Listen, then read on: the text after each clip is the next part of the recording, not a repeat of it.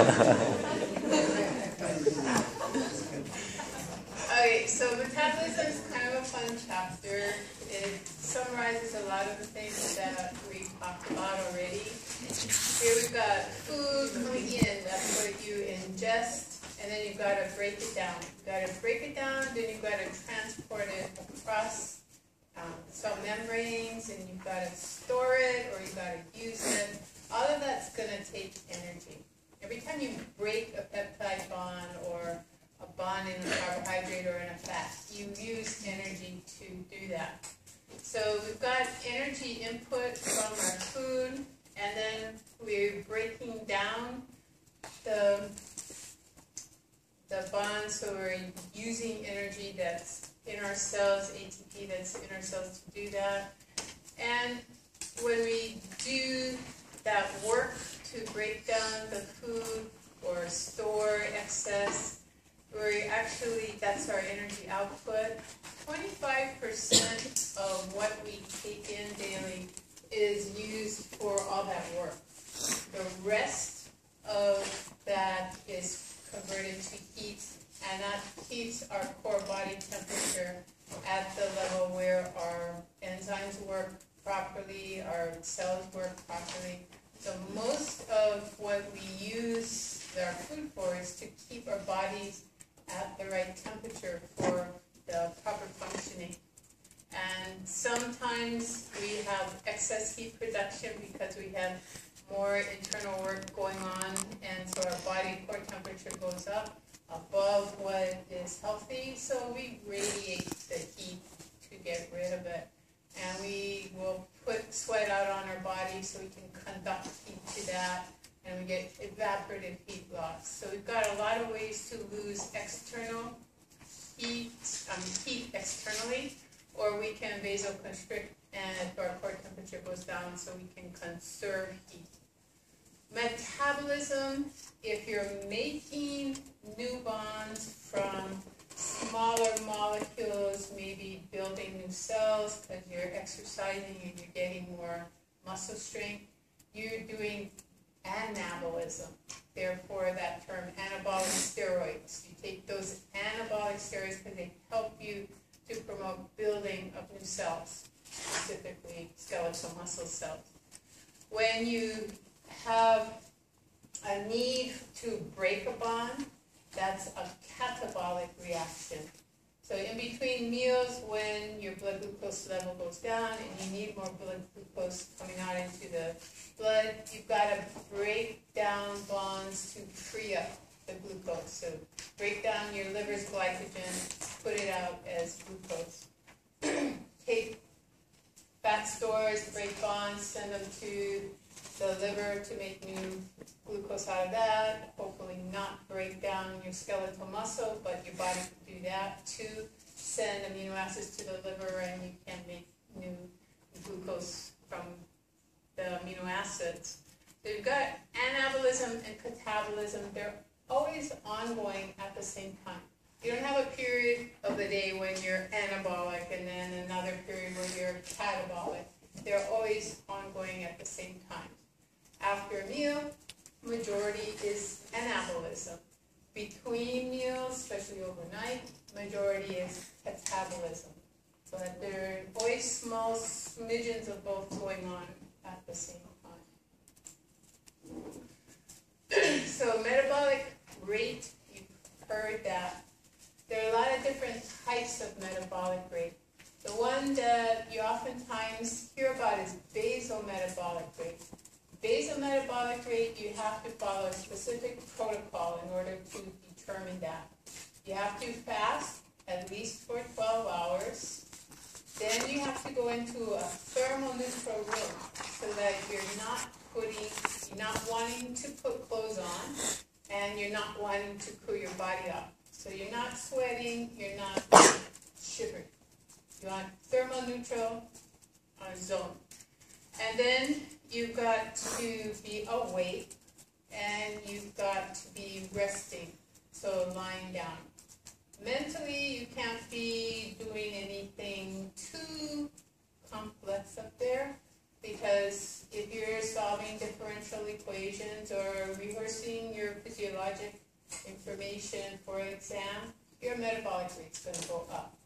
So you want to kind of keep your mind relatively blank. And then you can determine basal metabolic rate. It's the minimum amount of energy necessary to run your body when you're not digesting food, when you're not physically having skeletal muscle contract to keep your head up or your body erect, and you're not using metabolic energy to warm your body by shivering or cool your body by sweating. You take that, and that's your starting point. And then you consume more food above that because you're not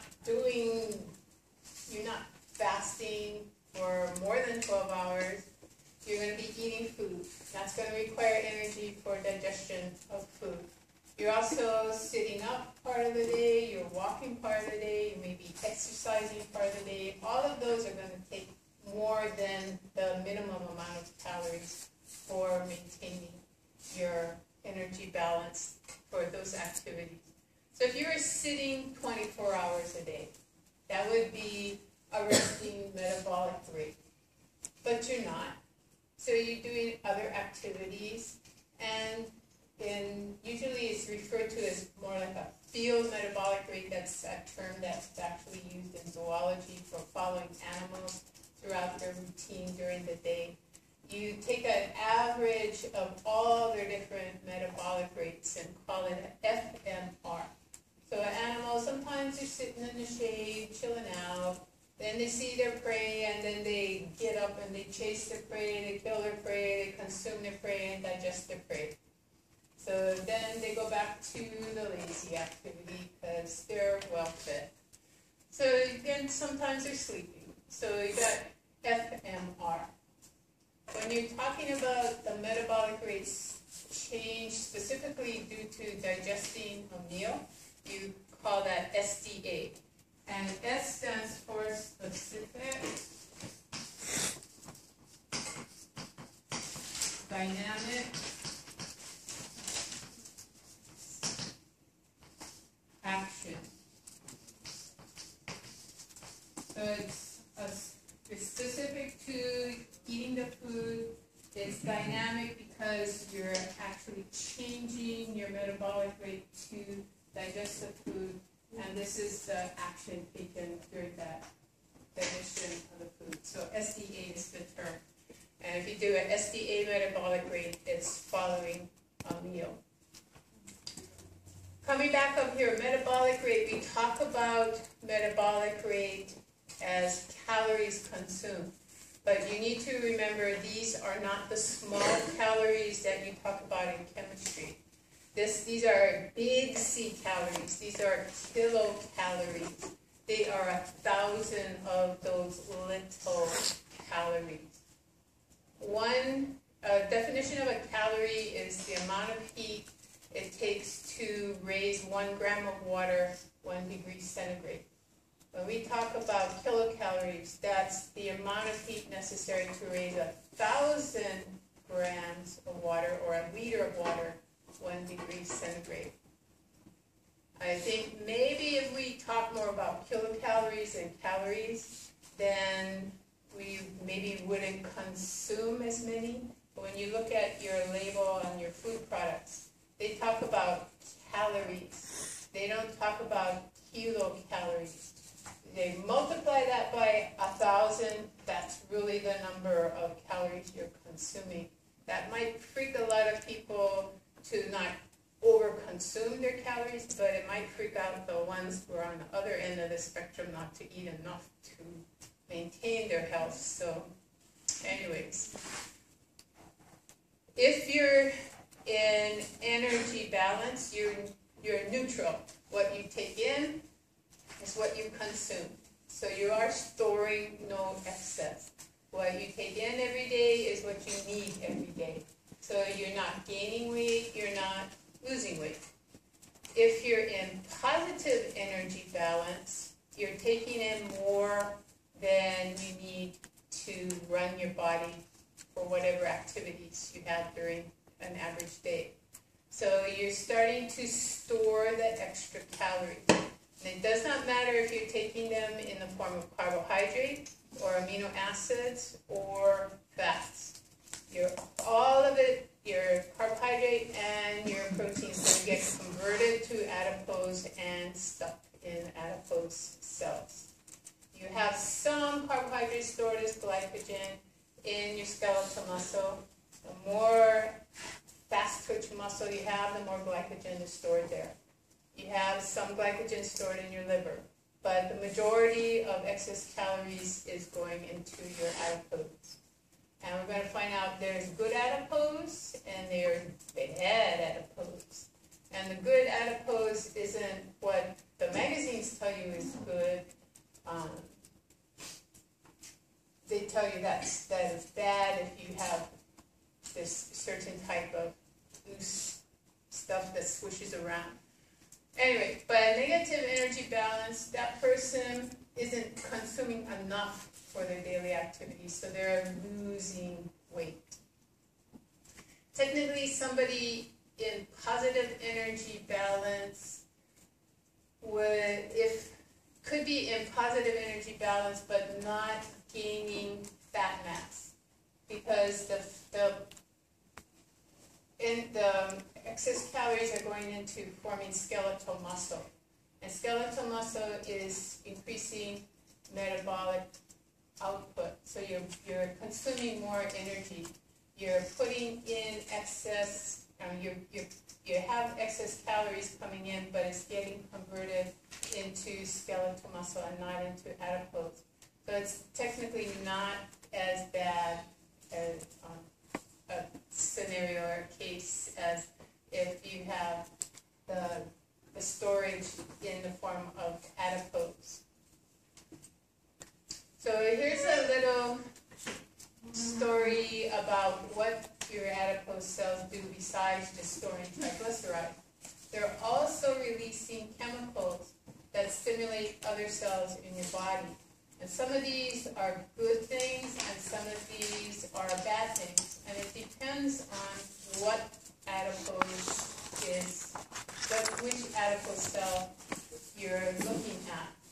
People who have subcutaneous fat as opposed to the intra-abdominal fat, your textbook talks about, are you somebody who is pear-shaped, or are you somebody who's apple-shaped? An apple-shaped person has the fat in the center of their body. You look at them, they have skinny arms, skinny legs, and then they look like they're 9 months pregnant, or maybe 24 months pregnant, because they're huge in the middle. But skinny arms, skinny legs.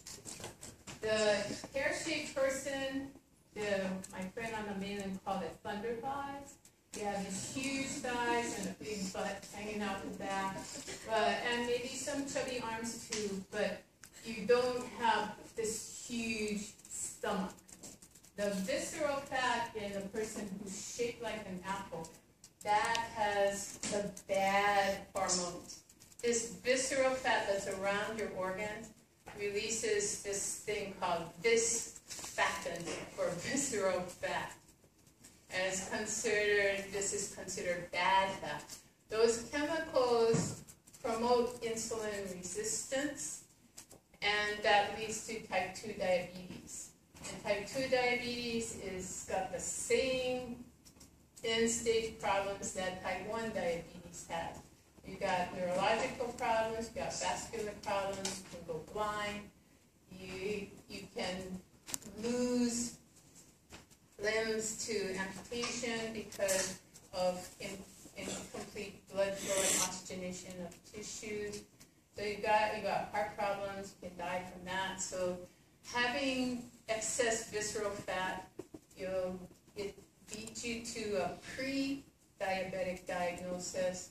That means they're going to start looking at your urine sugar levels and your blood sugar levels to see when you become truly diabetic. Somebody who looks like a pear, has a lot of subcutaneous fat, doesn't have the same level of this pattern going out. And so they don't have this link to prediabetes. But if you have the pear shape and then you develop the apple shape on top of that, you are pre-diabetic as well. So it's really the visceral fat. Leptin is coming from your subcutaneous fat, which is the majority of people, that's what they have. It is, the term means thin. So leptin's release in a normal person goes to the feeding center in the hypothalamus, suppresses the feeding center. Goes to the satiety center, which means you feel full. Satiated means to feel full and not want to eat anymore, and stimulates that. So you don't seek out more food, and you're content with the amount of food that you have. Well, when the adipose cells get to a certain level of this leptin output, they're essentially telling your brain, hey, we're big enough already, don't give us any more to store. You don't need any more storage of calories because you've got adequate to get you through any famine phase that you might run into. And in our society, we don't tend to be, in most cases, not starved of calories coming in. So it promotes long-term regulation of the fat cell size. I'm going to show you this little video here, and it's linked to leptin, huh?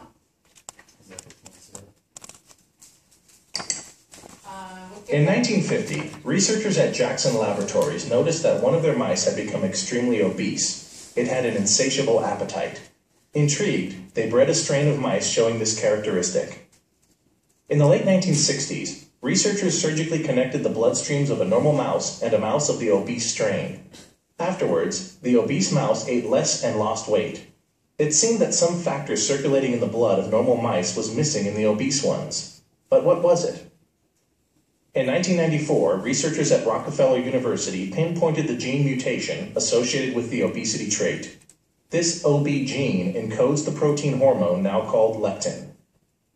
The OB gene was inserted into bacteria, and the recombinant bacteria were grown in culture to produce a large quantity of leptin. When mice of the obese strain were injected with the recombinant leptin, they ate less and lost weight. Researchers concluded that leptin is a key heritable factor that affects regulation of body weight. Okay, so you got these cute little mice. The key here is that the obese mouse that's at the beginning here, it's got a voracious appetite. Some people are fat because they eat too much. But there are a lot of people out there who are fat, and if you ask them for a dietary history, you look at it and you think, they must be lying. But they really don't consume a whole lot of calories. You ask them, they say, oh, I eat like a bird. And they really do. They hardly eat enough, you think, to keep them alive. And so they did that research and found that when you have an obese person or an obese mouse who eats voraciously, this leptin cures the problem. So they have the receptors for the hormone, but their adipose cells aren't producing the hormone. So you link them surgically to a mouse that produces leptin. That's the normal sized animal. So you stick their blood vessels together, and that's called a parabiotic hookup. Then this mouse is receiving leptin from the normal mouse via the circulation. And then once they isolated the gene and got the bacteria to produce leptin, then they could inject that into the bloodstream. So this came out probably it hit the media about 90s, the mid-90s or so. And everything, this is going to be the cure for every fat person in the world. You're going to give them leptin, and it's going to cause them to lose weight and have a normal size again. Well, it turned out that there were a lot of people that leptin didn't help. So then they had to say, well, what's the problem there? So it turned out they go to those people and they look at leptin concentration. Leptin is actually super high in those obese people. So they had to figure out, okay, if leptin is overproduced in these people, why isn't it controlling their weight? Well, it turns out they have a receptor that's either insensitive to leptin or they have missing leptin receptors. So they have the leptin, but it's not being responded to for one reason or another. And so the desensitization link now in rats, I emphasize in rats, has been linked to a consumption of a diet that's high in fructose. So if you watch TV, and I've been watching TV and kind of wondering, what's this brouhaha about high fructose corn syrup, and why is that bad for you? And there's a yogurt that says, oh, we responded to our customers by taking high fructose corn syrup out of our product. And we can help you with that, but not with blah, blah, blah. So, anyway, so, okay, now I see why people are pushing that button that high fructose corn syrup is bad. But it might be bad for rats, but I know a lot of people who are rat-like, but they're not rats, and so rats are not humans, and rats are very different than humans. And so maybe there's not the same link as in the humans that there is to rats. So maybe fructose isn't poison to humans, but maybe it is. So if you avoid the corn syrup, it's not going to be much more to do with your diet. Okay, adiponectin. This is considered leptin is considered a good adipokine if you have the receptor for it. If you don't, then... Oh, I forgot to tell you one other thing. So these rats and mice that have the resistance to the leptin, they have diabetes-like symptoms. So they're obese, yes, but they also have the central obesity. They have more of the vistatin. They have insulin resistance. So they have diabetic characteristics. They bred mice that are double receptive for this diabetic trait. They're huge. They're fat, just like the obese mouse, but they don't eat a lot. But they store a lot of the calories that they do intake in the fat. They're producing high levels of leptin, but not responding to it. If you hook that rat up to a normal rat that has leptin, and it has receptors that respond to leptin, you actually get a reverse transfer. You get the high leptin going from the diabetic rat into this poor, sorry, I keep saying rat, but mouse. And the poor mouse gets bombarded with all this leptin. Its diet, its stimulation to eat goes down so far, it pretty much just wastes away. You can actually have this dead little mouse hanging off this diabetic mouse. If you hook it up to an obese rat who is obese because he overeats, the leptin going to that rat is not going to help at all. So the leptin going to that rat will help to shrink its level down, fat level down. Okay, so resistant.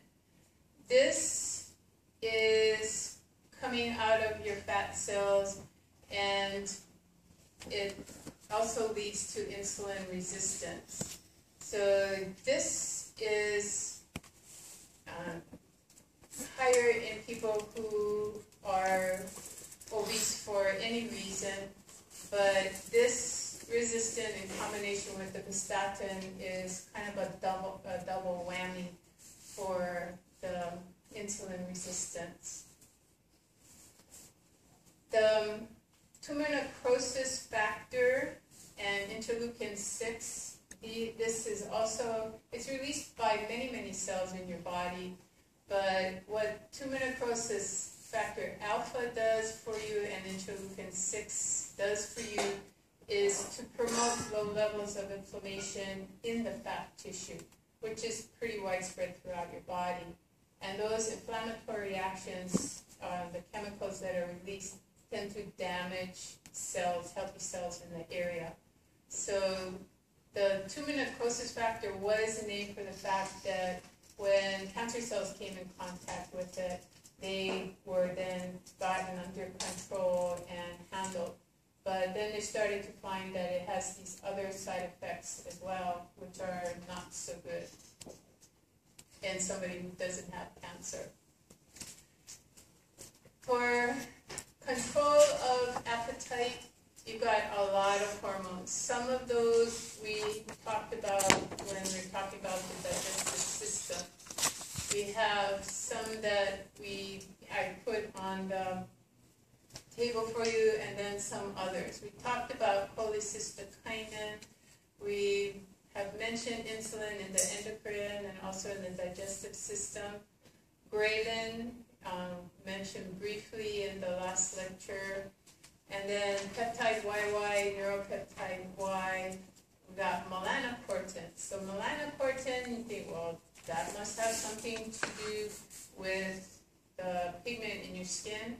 Remember, you have a pro-opioid melanocortin molecule that is coming out of the pituitary and then being chopped up into a lot of different things. So you've got a melanocortin.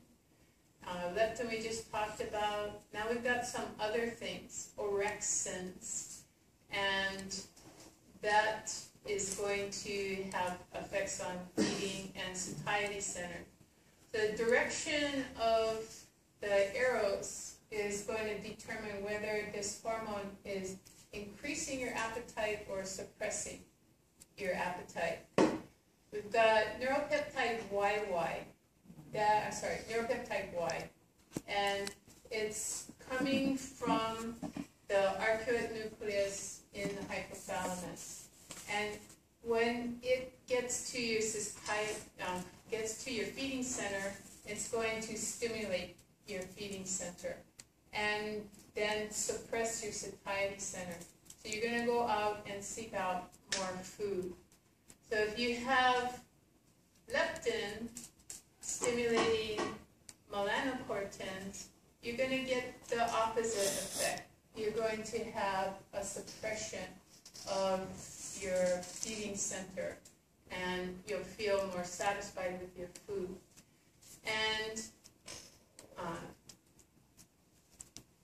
insulin and leptin, those inhibit neuropeptide YY secretion. So you got leptin and insulin decreasing this concentration, which then is going to decrease its stimulation of the feeding center. So you seek out less food. You've got leptin stimulating the release of melanocortins, which have the opposite effect of neuropeptide Y on the feeding center. So if these levels go up, then you get a stronger suppression of your feeding center. And then you've got reverse stimulation, reverse direction. So if neuropeptide Y goes up, then neuropeptide Y is going to stimulate the orexin release from your hypothalamus. What does that do? It increases your seeking out of food. So you got a hormone releasing another hormone that's, the first hormone already increases your appetite, but it's releasing a second hormone that also is going to increase your appetite. And then if melanocortin levels go up, you've got a stimulation of your corticotropin releasing hormone, which has a negative effect on your feeding. So if melanocortins go up, which already suppress your appetite, and they release CRH, which then suppresses your appetite, you're going to have somebody who doesn't eat very much and maybe very skinny. Ghrelin comes out of your stomach early, not when it's full of food, but when it's not full of food. And that naturally should set you out looking for food. You're hungry. And so you stimulate the feeding center to go and seek out food. Small and large intestines will release peptide YY. They will release that when they have food already in them that they're trying to process. So they're essentially telling your brain, you've got something that we're handling right now. You don't need to be bringing us anymore until we've digested and absorbed all of this and gotten everything out of it that we can. So you suppress the seeking out of food. Put a balloon in your stomach, pump it up, get the same type of response, the suppression of the feeding center. It's a neurologic link and also a hormonal link. And CCK also suppresses the feeding center. CCK, if you recall, is going to, its levels elevate when there's a lot of fat in your diet. When there's a lot of fat in your diet, it takes a long time to digest because you've got to emulsify it, and then you've got to break up the particles small enough to get them to the surface of the cells to be absorbed. And so you want to keep new stuff from arriving until the duodenum has handled the fat and then passed it on to the jejunum for absorption. So a lot of things are going on here. It's all summarized on this flow chart. This is all the links of the various the peptides or the hormones on your food intake. So orexin stimulated, but corticotropin releasing hormone inhibits it. And you've got the neuropeptide Y, which is stimulatory, but melanocortins, which are inhibitory for the lateral hypothalamic nucleus, but stimulatory for the paraventricular nucleus. The paraventricular nucleus stimulates the corticotropin releasing hormone, which ultimately is inhibitory. So this is a good flow chart to go back and forth between the flow chart and the table. The interesting part to me is over here. What happens outside all this hormonal circulation, and what happens due to your environment and your family habits and your habits, your social habits. A lot of people eat because it's a sociable thing to do. If you're invited over to a friend's house, it's very rude to say, oh, I'm on a diet, but thank you for inviting me anyway. Probably not going to get invited back again because they invited you for a meal and now you're refusing to eat their meal. So a lot of people will eat. And when they're eating and talking and having a good time, whether they're hungry or not, they might just order something more to eat because they're enjoying the company they're with. So having a social interaction, it starts to link food with enjoyment of your life. And food also can be used as a placating effect for children. They're crying, shove a cookie in their mouth and keep them quiet, or give them some candy and then they keep quiet. And so children oftentimes associate the food as being a reward when they're not happy, when they're uncomfortable with something. Oh, I'm going to make me feel better by eating chocolate or eating ice cream or something. We have way too much food available. If you can buy it, you can consume it. And so that may be a reason why some people overeat. Some people eat when they're stressed, when they're anxious, when they're depressed, or when they're bored. And then other people, when they're stressed, anxious, depressed, or bored, they don't eat. So it depends on the individual. For smell, taste, and texture of food, if the food smells good, you tend to want to eat it. What smells good to you may not smell good to somebody else, and they may not want to eat that.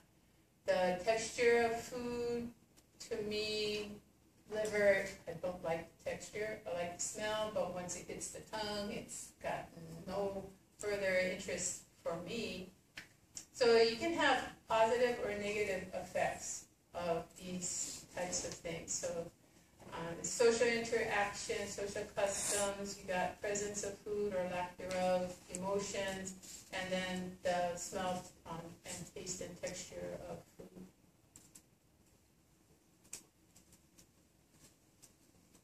Temperature regulation, converting the food to heat to either get your core temperature up so it's functioning properly, or if it's in excess, you want to get rid of it.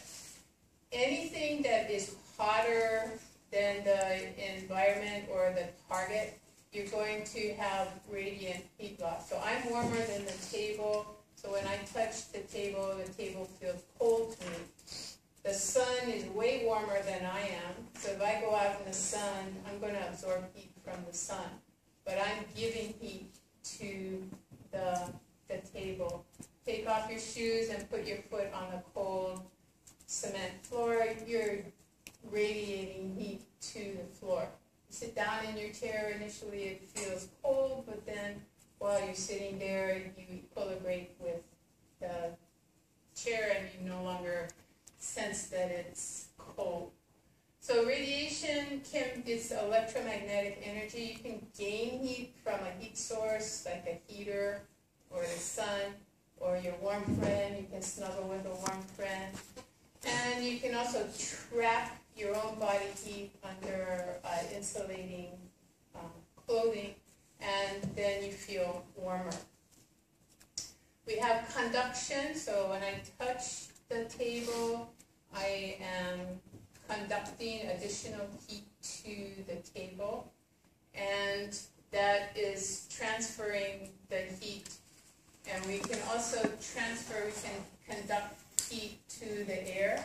And if the air moves away, then new cooler air comes close to our body. But if we trap the air next to our body, then we're keeping that warm air. We're creating a boundary layer between our skin and the clothing that keeps us warmer. We used to have a lot of hair on us. We don't now. The hair used to be our way of creating a warm boundary layer of air to keep us warm. But the only place we have enough hair is on our head really now to do anything for thermal regulation. Evaporation, every time you exhale, you've got you're taking water into a vapor and then you're exhaling that, and that's evaporative loss. We also have evaporative loss from our skin. Even though you're not sweating, you still have water on the surface of your skin. If you rub your skin, you feel that water is starting to come to the surface because you're stimulating a little bit more to come there. Your palms usually are pretty moist, so are your feet.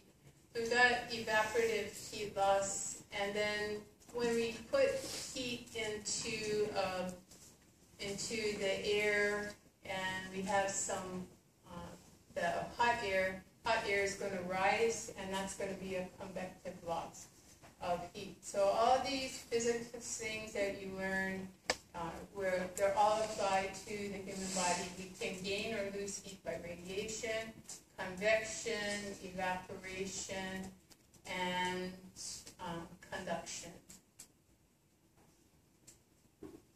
So here we've got radiation from the sun, we warm from that.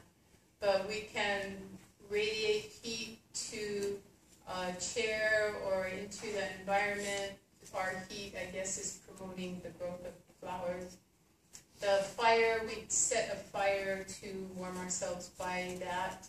So we have the heat that we can gain from things that are hotter than we are, or we can transfer our heat to things that are cooler. And this is all in the attempt to keep our core temperature at the proper level. If we put a heating pad on, we're conducting heat to us. If we put an ice pack on, we're conducting heat out of us to the ice pack, when the ice melts or the gel warms up. So a snowball, that's the same thing. You hold the snowball in your hand, you conduct heat to the cold, and you melt the snow. Convection, just the heat of your body radiating out into the air. The air against your body, if it's not trapped, it's going to warm and then it's going to rise. And that's going to then allow more heat to go to cooler air that then replaces the warmer air at the surface of your body. Evaporation, we have the ability to produce just normal water on our skin, and then we can put out more, and it actually, then we're aware of the water, and that we call sweat. When we transfer water has a very high specific heat, so we can transfer a lot of energy to that water. It gets out to the surface of our body. As long as it stays there, it will evaporate. If it drops off, we lose the ability for that additional evaporative heat loss. We've gotten some of our heat conducted to the water, but we need to keep it on our skin if we're going to lose more due to the evaporation and convection on heat loss. So once we produce the water and put it onto our skin, we've conducted water heat to the water, and then we can have evaporation and we can have convective heat loss all put together in that one process. Temperatures are going to vary from organ to organ. So your core body temperature is higher than your oral body temperature. You put a thermometer in your mouth, you're looking for a normal reading of about 98.6. That's the normal average of everybody. Probably your oral temperature is not 98.6, but somewhere around that. But if you stick a probe, not a thermometer, don't stick a glass thermometer up your rectum. But there are rectal thermometers, and there are also rectal probes that are flexible, and you can put them up there, and that will measure your core temperature very adequately. Also, there are new measuring techniques where you measure the temperature of your tympanic membrane, and that gives you a better indication of your core body temperature. In Fahrenheit, it's about 100 degrees. For core body temperature in centigrade, it's 37 degrees centigrade. And your body is designed to either gain or heat to maintain that, gain or lose heat to maintain that core body temperature. So skin, we produce the sweat that can then get heat from the bloodstream, goes out to the surface so it can evaporate. As the warm air rises, cooler air replaces it. So we've got conductive, evaporative, and convective heat loss via that. The skin also has temperature receptors in it that tell us, is the skin colder than our core? Are we running the risk of losing too much heat there? So it stimulates our behavioral response to put more clothes on. We don't have access to clothes, we stir and shiver, and that generates heat via the asynchronous muscle contraction. So peripheral thermoreceptors tell us about our skin temperature. The central receptors tell us about our core body temperature. So we've got hypothalamic and then also receptors in our abdominal organs that are telling us, are our organs at the right temperature? Is our brain at the right temperature because of the blood? And if it's not, then we're going to stimulate either the sweating or the shivering response. When pathogens get into our body, then our white blood cells release chemicals that change our thermostat setting so that we generate a fever and keep our body temperature running at a higher level so our enzymes can function more efficiently and our white blood cells can function more efficiently. We just don't want our core temperature getting up to the point where it denatures our proteins. Then the fever is too hot. But a fever of 101, 102, that's a good thing. Fever of 104 or higher, that's a bad thing.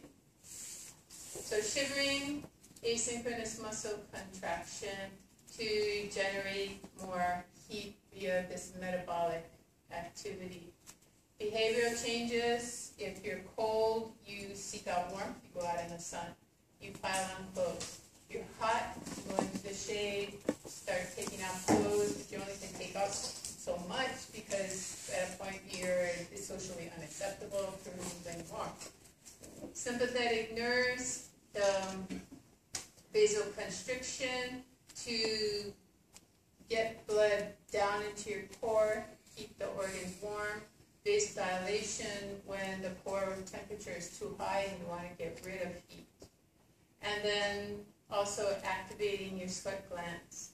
And the sweat, then you have the conduction and evaporation and convective losses.